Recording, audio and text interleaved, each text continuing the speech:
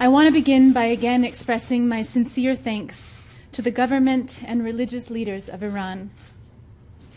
My gratitude goes in particular to Ayatollah Khamenei and President Ahmadinejad for my compassionate release from detention. It is my deepest hope that the world will not let this humanitarian gesture by the Iranian government and judicial branch go unrecognized. I believe this decision is a step in the right direction for all of us, and above all for my fiancé Shane and my dear friend Josh. I will forever be grateful to His Majesty Sultan Qaboos bin Saeed of Oman for his untiring commitment to our case and the warmth of his people's welcome.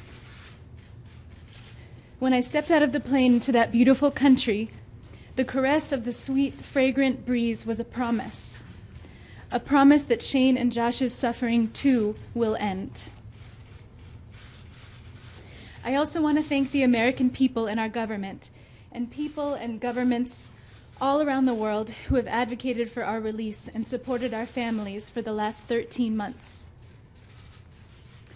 Lastly, I want to extend my gratitude to our lawyer, Masoud Shaif, for his tireless work on our behalf, and to my friend, Ambassador Loy of Switzerland, for her support and continued engagement.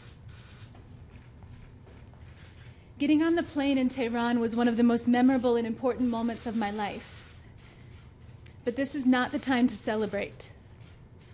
My disappointment in not sharing this with Shane and Josh was crushing, and I stand before you today only 1/3 free. That was the last thing that Josh said to me before I walked through the prison doors. Josh and Shane felt 1/3 free at that moment, and so did I. The only thing that enabled me to cross the gulf from prison to freedom alone was the knowledge that Shane and Josh wanted with all their hearts for my suffering to end. They showed nothing but joy at my release, and that, more than anything, is testimony to the selflessness and beauty of their spirits. I had many concerns while I was in prison about my health, and thankfully the doctors in Oman have reassured me that I am physically well.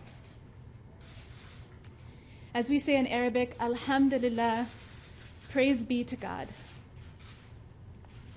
Shane and Josh do not deserve to be in prison one day longer than I was. We committed no crime, and we are not spies.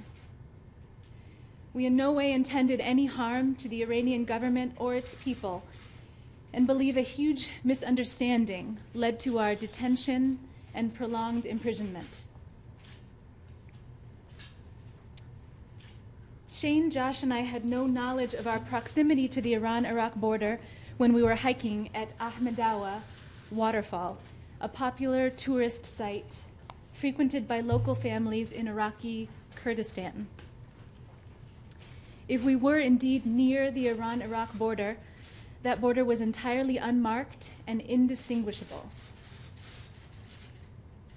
Though my friends and I never intended or chose to go to Iran, the tragedy of our imprisonment has forever marked our destinies.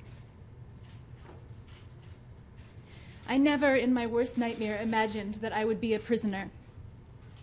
I never saw it coming, and I never knew that my family would have to suffer like this. I also want to be clear that I do not in any way blame the Iranian people for the pain our families and friends are suffering.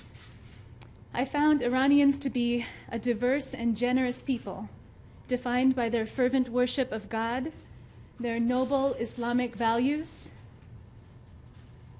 Like all of us, they love their families and they want to live in peace.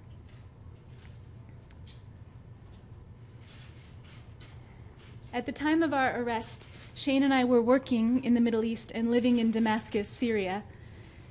Shane, my fiancé, is a courage and talented international journalist. I taught English to Iraqi and Palestinian refugees, as well as Syrian nationals.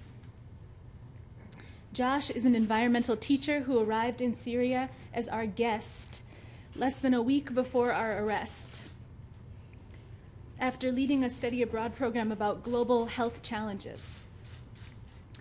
Our humanitarian work in different areas was what attracted Shane and Josh and I to each other and laid the foundation for the strong relationship that the three of us enjoy.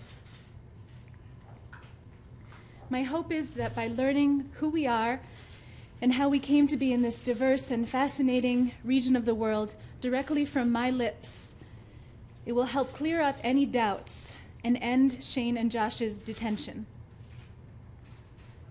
I intend to talk about these issues more in the days and weeks ahead because it is time to clear up the misunderstanding that led to our imprisonment.